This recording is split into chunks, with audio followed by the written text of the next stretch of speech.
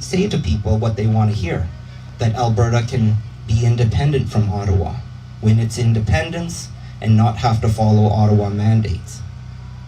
And then gradually, after fooling people, they'll go back and do exactly what they wanted to do in the first place, which is follow Ottawa, follow the WEF. So what happens if the net zero infrastructure is installed across the country?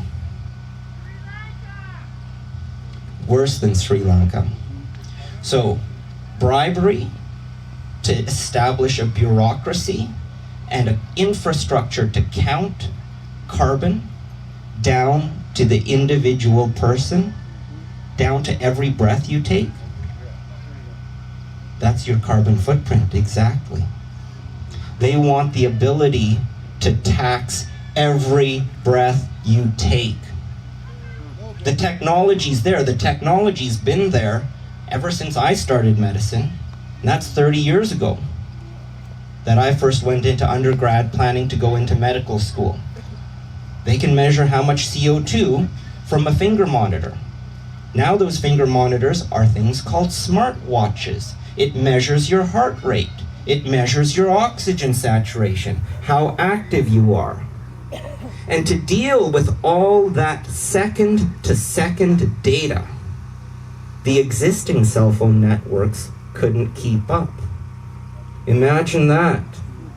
A city of 2 million having to measure 2 million heartbeats, 2 million breaths, every breath in and out, counting every single milligram of carbon you release just from being alive. That's what they want to do.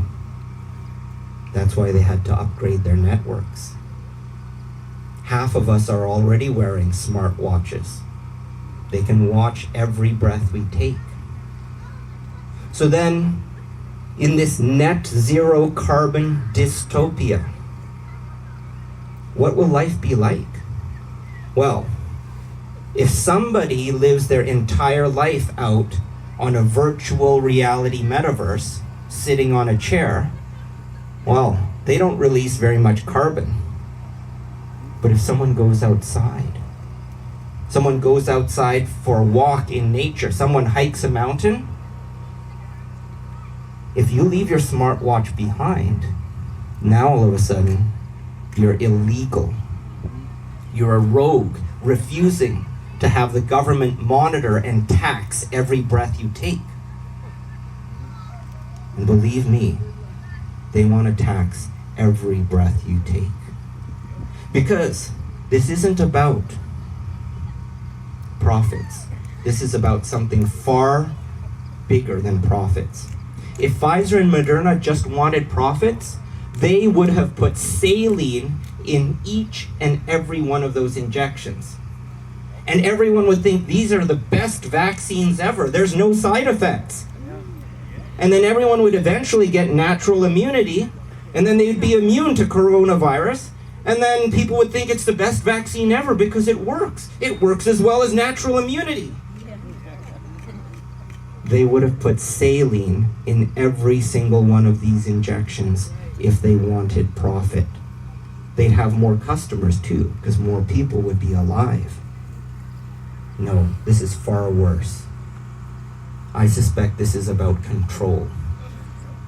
Control and power.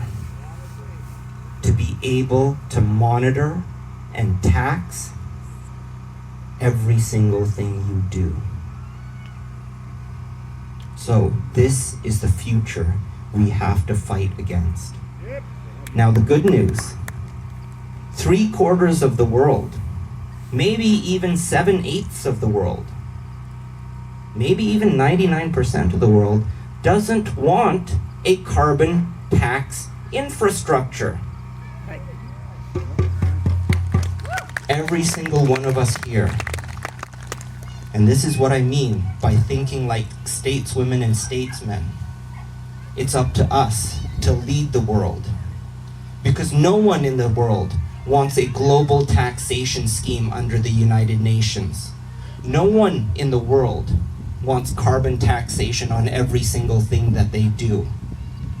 And the entire world will be with us, will be standing behind us and fighting with us to stop this.